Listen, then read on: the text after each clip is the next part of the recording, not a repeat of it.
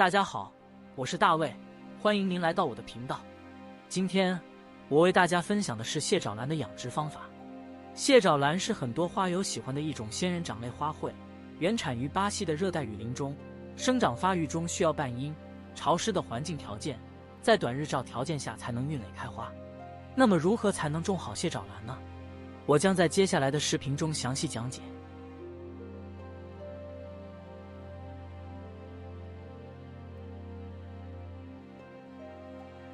在栽培机制方面，要选择松软、肥沃、排水性好的土壤种植，土壤的酸碱度最好控制在 pH 值 5.5 至 6.5 之间。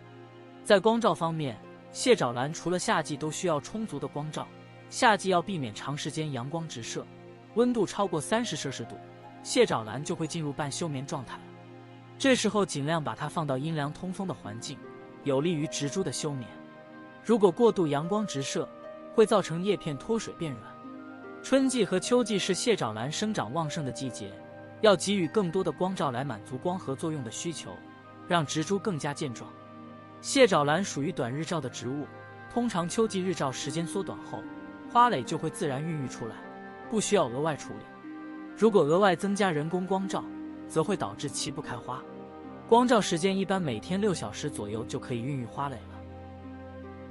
蟹爪兰施肥主要在开花前9至10月和花落之后的4至6月间。春天施肥为促进萌发新芽，用氮肥最好。夏天不能施肥，不然可能引发腐烂。秋天最好用磷肥，比如磷酸二氢钾，能够促进花芽分化。浇水要跟着季节不同而改变。冬天植株虽然也在生长，不过因为气温低，浇水不能多，只要维持泥土湿润就行，通常4至5天浇水一次。夏天气温高，就算遮阴，泥土还是很容易干燥，通常1至2天浇水一次。夏天可时常往叶面喷水，既可以防暑降温，又可以避免叶片脱水变软。春、秋季节每2至3天浇水一次。花后有段休眠期，这时要保证泥土微微干燥，休眠过后就能够正常浇水了。蟹爪兰花期和花后管理也是非常重要的，对于今后开花的数量和质量都有比较大的影响。蟹爪兰开花时，温度不宜过高，以10至15摄氏度为好，花期可持续2个月左右。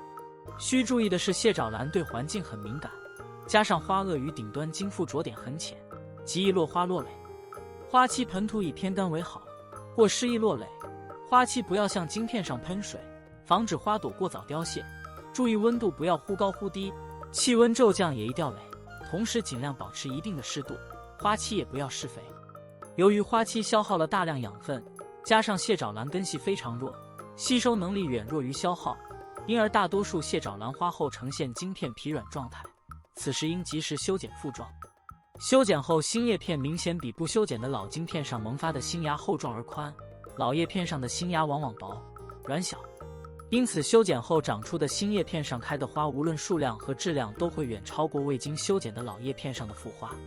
好了，做好以上这几点，相信就是新手也可以把蟹爪兰养好。